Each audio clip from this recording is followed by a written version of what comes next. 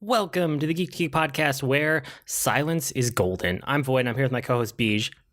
Oh wait, no, he can actually say anything. He lost his voice today. Sorry, that was a mean intro, but I thought it'd be slightly funny. He lost his voice earlier today, so I don't have a whole show planned, but I thought I would do a quick mini-sode because I can't not have something hit the feed this week. He should be back next week. He's not actually sick. He just lost his voice. So hopefully his voice returns and we'll get back to normal next week. But I have a really quick, just kind of like my geekery's been building up. And maybe this is one of those things that you guys don't know, but I think I've mentioned it once or twice. I always go last with my geekery because I have the ability to like scale to the time remaining. We always try to hit that like right around an hour mark. And BJ doesn't, which probably doesn't surprise any of you.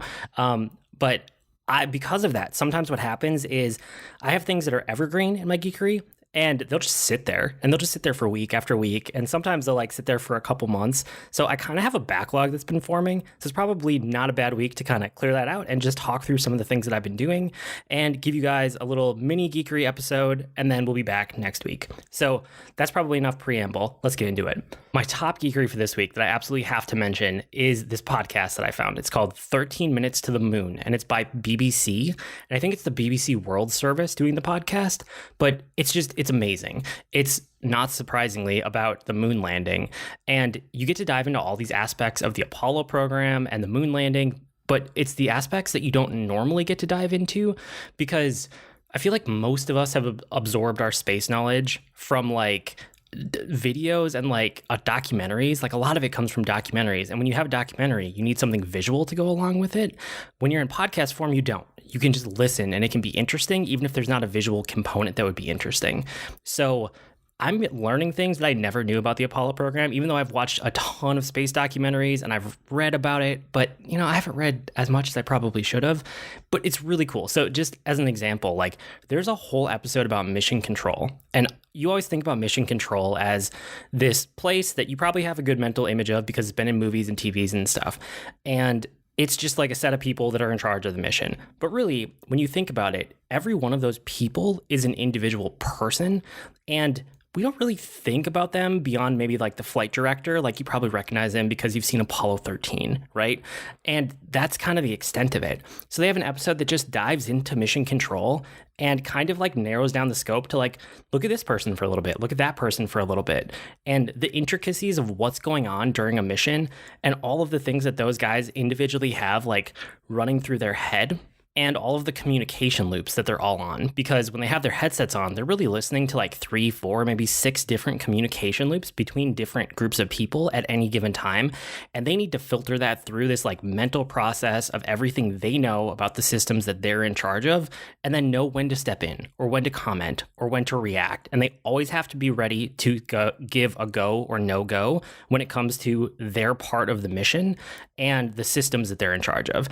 And so that's not what the entire podcast is about, but it's just like an example of like how narrow they can get into a topic. Like there was the latest episode that I just listened to today when I was on a walk was about the man who didn't walk on the moon, the third member of the mission, and what his mission was and what it was like to be on the far side of the moon and alone, like away from humanity. And it was really, really fascinating, and like what that part of the mission entailed and all of that.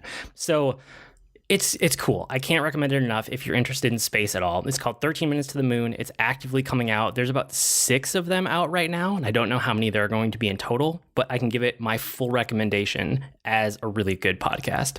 I also want to talk about, I know that I mentioned that I tried anime a few weeks ago where I had that long weekend off, and so I took every suggestion that everybody had given me. I watched like 60 different shows. I didn't finish every single first episode, but I tried every first episode, and I walked out with like 6 different animes to try out. Maybe it was like 7.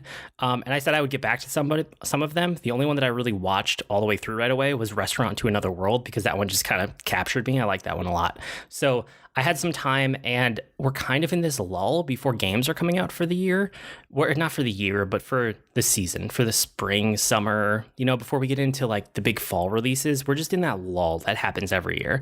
So it was a good time to kind of catch up on some shows and videos and stuff that I had on my list. And I was like, I'm just going to knock out a bunch of this anime before I run out of my free month subscription to Crunchyroll. So that's what I did. So I gave My Hero Academia another couple episodes, and I still like the premise. It's where the main character doesn't have superpowers, and most people in the world do have superpowers, but he wants to be a hero anyway. And it's a cool premise, but the show just isn't quite fast enough for me, and it was super predictable.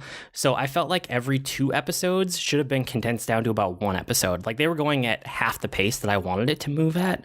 And I think I watched 5 episodes, so I probably watched about half of that first season.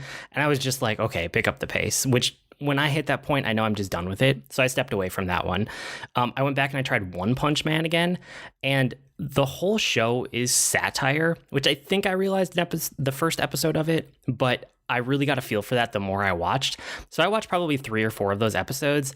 And again, it's one of those where I still like the premise. The premise is that there's this guy who's so powerful that he can defeat anybody with one single punch. And that's it. Like, he does that every single episode, but they structure it differently every episode. And the whole thing is satire, which is interesting in small amounts. But once you get up to larger amounts and you kind of understand the structure, it's like, oh, I understand what every episode is going to be. And they do some interesting things. They try to keep it fresh, but it just started to feel repetitive to me. So I set that one down too. There are 2 that I did finish. I watched all of the first season, and actually each of these only has 1 season. So one was Yuri on Ice, which I was super surprised that I was able to get into this one. It's about a figure skating Grand Prix tournament, and it's just like not the thing that I would normally think of as something I would be interested in, but it follows the main character who's in his last year of competition or competitive figure skating.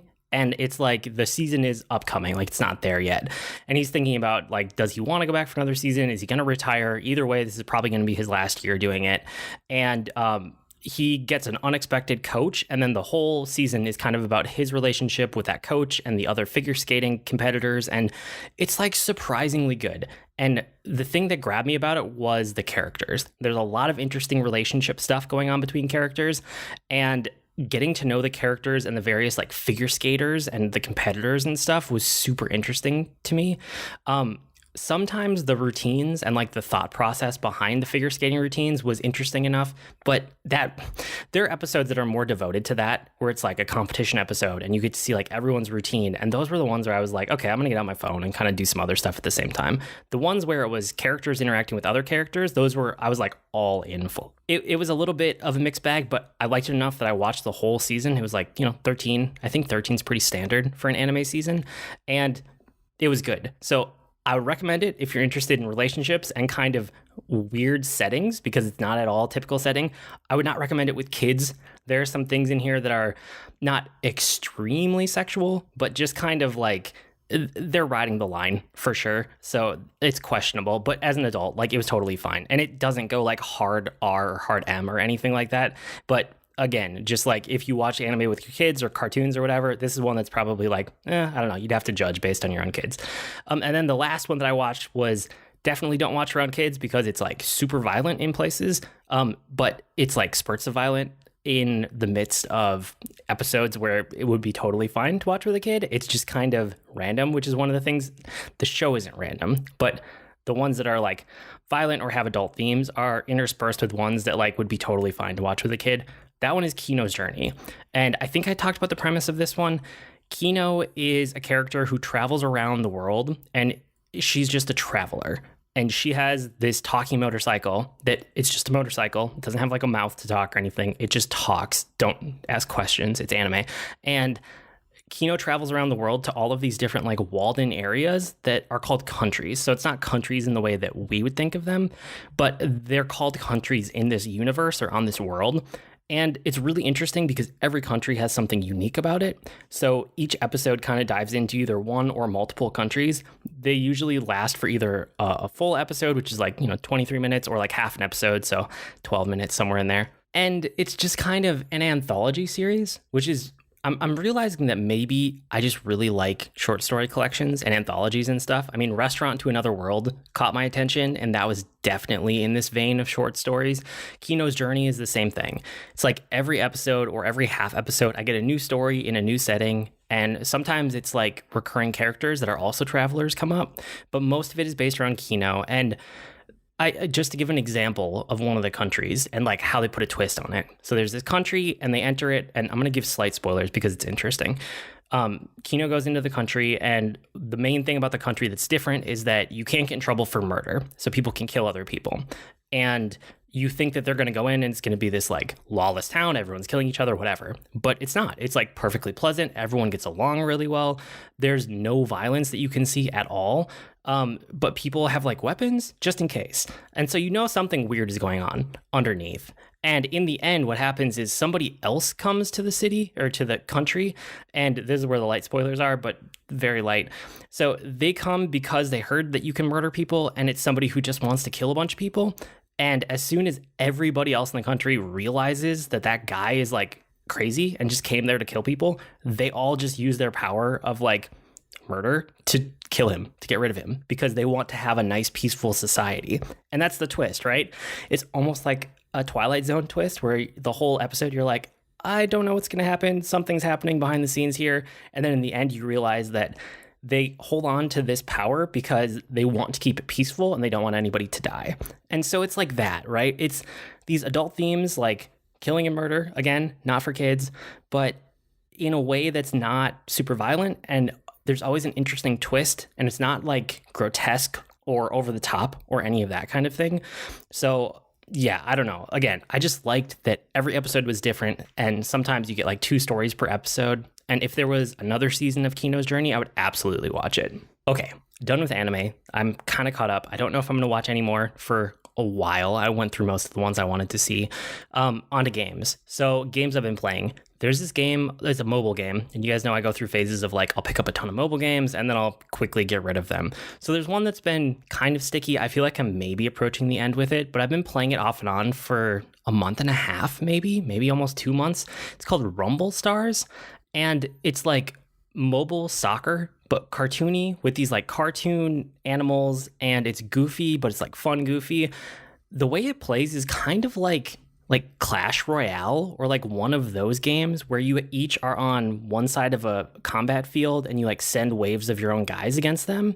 And so you have an energy bar that fills up, and each one of your units costs a certain amount of energy, and then you like pit them against each other, and you're trying to destroy the other person by getting enough of your units to the other side of the screen. Take that basic premise and apply soccer to it instead. So you have all of these different like animals that are soccer characters that have different abilities, and you have an energy bar, and you have to spend that energy as it fills up to put these guys on the field. And as soon as they hit the field, they have like a timer that's counting down until they leave the field. And you're just trying to score 3 goals before the opponent scores 3 goals. It's like surprisingly fun. I did not think I would like it as much as I did, but somebody recommended it, and I'm so glad that I tried it.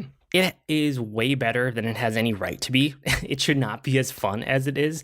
And it's goofy in the right kind of way. Like, it's definitely goofy. It's definitely like animated, like almost like Pixar type characters, or like what you'd expect from an animated movie with animals. It's like that style of animals playing soccer, I guess. But yeah, it's good. And somehow this is better than all of the strategy games like Clash Royale that are similar, because those are more about like defeat your opponent, destroy their buildings, like defeat them, kill them. This is just like, it's soccer. So it's lower stakes, right? But in a good way that takes the pressure off, and you can enjoy the fun and not as much the competition. So I'm having fun with it. Again, I can sense that my time with Rumble Stars is drawing to a close, but anytime I play a game consistently for that amount of time, it's always worth flagging, because I know other listeners are also kind of in that space where they're willing to try out games, especially when they're free. So try it out if you guys are interested in soccer or anything along those lines that I just talked about. Again, it's called Rumble Stars. Another game that I want to talk about was Contest of Champions, the arcade version. So there's a mobile version of this game. I had tried it before, but we just went to the arcade with my family over the weekend, and we had a really good time. Actually, hang on, I'm going to tangent onto the arcade for a second. My wife absolutely dominated at getting tickets this time. I think we've finally been to this particular arcade enough times that we know like the things that'll pay out in tickets, and usually we just kind of do whatever the kids want. But this time we also grabbed another like swipe card with points on it, so that she or I could like wander off to like play a game every once in a while without them, because they're old enough at this point. They don't need us constantly watching them. So she would just wander off for 5 minutes, go play one of the like high scoring ticket games, then come back. So what happened was, normally by the time that we're done with a trip to the arcade, we're at like 500 tickets. Maybe at most we've ever been at like almost 1,000 tickets. This time we had 18,000 tickets by the time we were done. And their points, they're stored on a card. We're not like physically holding 18,000 tickets, but it was a lot. And it's all because of like my wife's hard work every time that like she'd just wander off for a couple minutes and just win thousands of tickets. So my kids both got those giant stuffed animals that you always see way up above that you don't think anybody could ever afford because they cost so many tickets. Yeah, they got 2 of those. And now those are in my house. So I'm glad that we have a bigger house than we did a year ago because I don't know where we would have put those. But it was adorable that they got these giant stuffed animals. And it was so cool to surprise them with that many tickets at the end. And all the credit goes to my wife because she's absolutely amazing. But all of that to say, we were at the arcade and we were playing Contest of Champions, which has an arcade edition now. And I have to say, this was the most fun I've ever had with a fighting game in an arcade. It's probably because it's so simplified.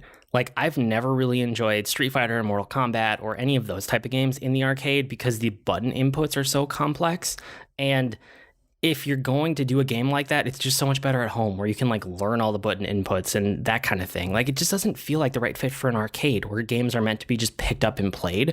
Contest of Champions is meant to be picked up and played. Like, it has a joystick, which you can only really go left and right. And then it has a light attack, medium attack, heavy attack, and it has a special button. And there's no combos to input. There's nothing. Like, if you hold back, you block. If you push forward, you charge in. And then you just like mash the buttons. And me and my kids kept going back to this one and having such a good time. By playing rounds of the game, you would get these cards. And like every time you played around, whether you won or lost, it didn't matter. It would spit out a card. And what you could do was on the arcade cabinet, they had 2 spots where you could actually scan these cards back in. So when you're playing, when you just start out, you swipe your thing, you hit start again, and it gives you 3 random characters from Marvel. And there's some like preset teams that I think you just get one of those preset teams. But then as we were acquiring these cards, we would get more and more characters from Marvel that we recognized. And I was like, oh, I want to try this. So the next time you would hit start, and then it puts you on the character select screen, and you can scan these guys in. So by the end, we had this stack of cards that we were just scanning back in to pick the characters that we wanted, and it was super fun. And I thought that the cards were going to be, the one disappointment was I thought these cards you could use to go home and then scan them back into your Marvel Contest of Champion game on mobile. And you can't. They're arcade only. But even that being said, like, we walked out of there having had a ton of fun. We scanned the cards back in a lot so we could have fun with different characters and try out different characters. And then we got home and my kids had this giant stack of cards to play with and collect or hold on to or make art out of or whatever. Maybe take them back to the arcade next time. We'll see what happens. But like I said, it was still worth it. It was the most fun that I've ever personally had with a fighting game in an arcade because it was simplified to the right level, but not too simple. It was just kind of, it struck that right note. Plus you got these cool cards out of it. So if you ever see one of those arcade cabinets in the wild, I highly suggest playing it at least a couple times so you can get some cards and scan them back in and see what it has to offer. I'm still playing Final Fantasy V 4-Job Fiesta also, so I can give a quick update there. I'm not at the Earth Crystal yet. I'm not playing as fast as I have in past years because I'm just busy at the moment. But I have Knight, Berserker, which I didn't want to deal with Berserker, so I re-rolled that into Mystic Knight. So I have Knight, Mystic Knight, and Ninja, and then I don't have my 4th job yet, so we'll see what happens. So far, I'm basically just like playing a group of people that just hit things, which is interesting because in the past I've gotten a lot that have like intricate abilities or spells or stuff like that. I don't really have a whole lot of that. I mean, Mystic Knight, you can like charge the sword with different types of spells to like do different elemental damage, but that's as close as I'm getting. So yeah, I mostly have like the hit things team, which honestly is making leveling and grinding really easy, but some of the bosses are tricky. So it's definitely a different experience than I've had in past years, which is always what I'm looking for with the 4-Job Fiesta. So I'm not complaining at all. And then it was really nice to have that save file prepared right after the Wind Crystal. It just speeds up the beginning so much so that I don't have to worry about the intro and whatever. I could just dive right in as soon as the Fiesta went live. And the other thing I'm noticing this year is that I'm relying less on strategy guides to remind me of where to go because I've played this game enough times now that I mostly remember the step-by-step locations and progress of the game. If I do get hung up, I'll refer to one usually, but so far I haven't had to at all this year, which is kind of surprising to me that I'm actually remembering like what the next step is. But I guess if you play a game enough times, that's bound to happen. So as of last night, I am through the library. I have the fire ship, and I'm getting close to the Earth Crystal, which if you've never played Final Fantasy V means nothing to you. But if you have played it, you'll know exactly where I am. And that's kind of it for my main geekery for the week. There's a bunch of games that are coming up, which again is why it's probably not a bad thing that I'm clearing out some of the geekery this week, because like, you know, by the end of this week, Bloodstained Ritual of the Night will be out, which is, it's the guy who made Castlevania, but it's his newest game. I know it's out on most platforms right now, but I was waiting for the Switch version. So I think that's out probably by the time you're listening to this. But I'm going to pick that up this week. I already have it pre-ordered. And then Mario Maker 2 is out at the end of this week on June 28th. And then looking ahead to July, it's like there's so many games that are coming out. So it's like Final Fantasy XIV Shadowbringers expansion is on July 2nd. Gloomhaven, the digital versions, July 17th. Marvel Ultimate Alliance 3 is on July 19th. And then Fire Emblem Three Houses is on July 26th. And then all the fall games kind of kick off in September. I looked, actually, I don't have anything that I'm like anticipating for August, so maybe that'll be a slow month again that I can catch up on all of the July releases. We'll see what happens. But fall games really kick off in September, and then there's stuff coming out September, October, November, just like normal. And then December will probably be dead because it typically is. But it's like we're coming up on that game season, so I'm looking forward to all of those, but I also don't really have anything I'm actively playing right now outside of mobile games and Final Fantasy V, which is okay. I'll see how far I make it on Final Fantasy V before all of these other things come out. But I'm excited to dive back into games and have new games to dig into because I always have so much fun with those. Since it's a mini episode this week, I'm not going to go super in depth or do any of like the geeky offer of the week stuff. But of course, I always like to remind you that around the network, we have a bunch of other awesome shows. There's Geektitude with Joe Hogan and Ray Vargas, Tea Time with Katie and Chelsea, Sometimes Rob, or I guess it's technically called And Sometimes Rob, ! I think is the official title. Anyway, Rob is excellent.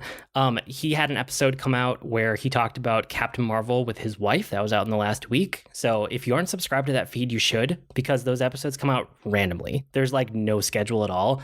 And that's totally fine because it works for Rob and I get to listen to Rob and his wife talk, and that makes me happy. Capsule J, he's streaming Tuesdays from 8 to 11 p.m. Eastern, sometimes Thursdays and weekends. I know he's doing the 4-Job Fiesta too. So if you want to see some like live gameplay action, Capsule J is a great place to catch up on that. Troidel is streaming on Thursdays, sometimes after dinner. I know he just finished up Ocarina of Time, so I don't know what's next for him. Maybe more Zelda, maybe something else. We'll see. And then the Geekery, you can always go and see the Geekery on our Geek to Geek media site, where we have a couple different people who write every week. I don't know, BJ usually grabs whatever the latest articles were, so I'm not sure what Austin and 13th Story actually wrote this week, but it's always something interesting and new. And then you can subscribe to get a weekly kind of digest of what's going on around the network. So next week, Beej should be back, and hopefully I think we're on track to do our not end of the year episode, but mid-year recap episode. Hopefully next week. If not next week, then the week after. But you can write to us with comments, suggestions, or feedback. Our email address is geektogeekcast@gmail.com, or reach us on Twitter @geektogeekcast. We also have longer discussion threads on our subreddit at reddit.com/r/geektogeekcast. I blog at agreenmushroom.com. You can find me at grnmushroom. That's green mushroom without the E's on Twitter. I've been Void without Beej this week, but this was your Geek to Geek podcast. That'll do it for this week. See you next week, geeks.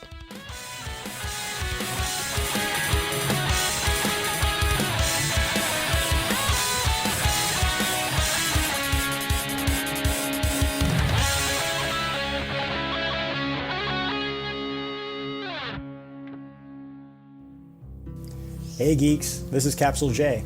I'm a streamer on the Geek to Geek Media Network. If you like discovering new games and chatting with cool nerdy folks, be sure to check out my channel on Twitch. You can find it at twitch.tv/CapsuleJ. That's CapsuleJay. I stream a blend of indies, retro games, and RPGs most Tuesday nights from 8 p.m. to 11 p.m. Eastern, and occasionally on Thursdays and weekends. Hope to see you then. Hi, Hi everyone, I'm Katie. And I'm Chelsea, and we are the hosts of Tea Time with Katie and Chelsea. We are two best friends who love pop culture and talking about pretty much whatever we want. Katie! Yes? Stop thinking about Zac Efron and tell our future listeners what some of our latest episodes have been about. Well, we've talked about Zac Efron. No, get it together, Katie. Fine. We've talked about fan fiction, classical literature adaptations, favorite TV couples, and so much more. So grab your cup of tea or whatever your drink of choice is and download our podcast today. Hi, my name is Joe Hogan, and I'm a geek. And if you're currently listening to this, there's a good chance you're a geek too. So check out my podcast, Geektitude. Each week, I talk with somebody about their geek aptitude. Sometimes I talk to people in a geeky profession. Sometimes it's someone doing something really cool with their geekiness. Often it's another geeky podcaster. But it's always someone who wants to share their inner geek. So join me each week as we come together to geek out about all the geeky stuff we love. And remember, this week, keep it geek. Hello friends, this is Troidal Power inviting you to join me over on Twitch most weeknights, sometime after dinner. Video games have always been a social hobby for me, with friends and family crammed together on a couch, chatting away while someone holds the controller. And thanks to the power of the internet, I've got my own virtual couch over on Twitch, where you can kick back and goof off while I play games. Find me on Twitch by searching Troidal Power, that's Troytle Power, to snag a spot on the couch.